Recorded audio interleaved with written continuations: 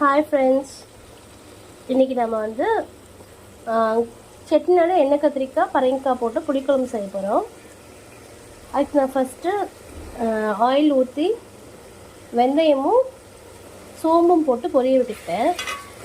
அது நல்லா பொரிஞ்சதுக்கப்புறம் கொஞ்சம் கறிவடகம் போட்டு அதுவும் பொரிஞ்சோடனே சின்ன வெங்காயம், பூண்டு, கருவேப்பிள்ளை, பச்சை மிளகா எல்லாத்தையும் போட்டு நல்லா வதக்கிடணும். அதுக்கப்புறம் தக்காளி நல்லா ஒரு 4 தக்காளி, பழுத்த தக்காளியாக அதுவும் நறுக்கி போட்டு நல்லா வதக்கிடணும். இப்போது வதங்கிட்டுருக்கு. நான் அதுக்கு முன்னாடி கொஞ்சம் வீடியோ எடுக்கல ஃப்ரெண்ட்ஸ். ஸோ இப்போ அதை பார்த்துக்கோங்க. நான் 1 by 1 உங்களுக்கு சொல்கிறேன். இப்போ பார்த்தீங்கன்னா நல்லா வதங்கிடுச்சு ஃப்ரெண்ட்ஸ். பாருங்கள், இந்த அளவுக்கு நல்லா வதங்கணும்.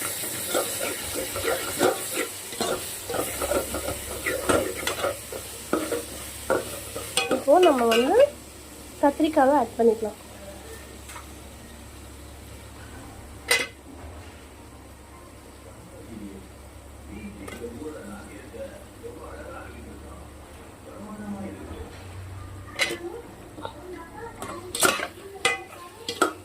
கத்திரிக்காய் போட்டு நல்லா வதக்கிக்கலாம்.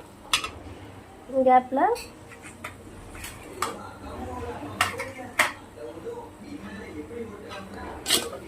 கொஞ்ச நேரம் நல்லா வதங்கட்டும் ஃப்ரெண்ட்ஸ்.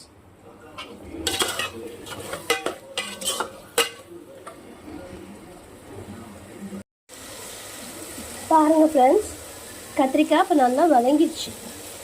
இந்த ஸ்டேஜில் இப்போ வந்து நம்ம பரங்கிக்காய் ஆட் பண்ணுவோம். இது வந்து நாட்டு பரங்கிக்காய்ன்னு சொல்லுவாங்க. அதாவது நம்ம கிராம சைட்லாம் கிடைக்கும். சக்கரை பரங்கின்னு சொல்லுவாங்க. இது போட்டு தான் இன்றைக்கி நம்ம ரெண்டையும் போட்டு காரைக்குடி ஸ்டைலில் குழம்பு வைக்க போகிறோம்.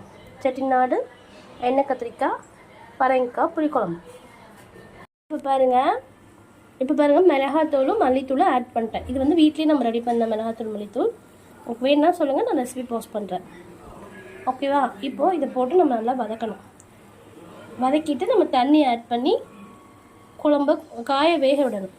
வெந்ததுக்கப்புறம் புளி ஆட் பண்ணி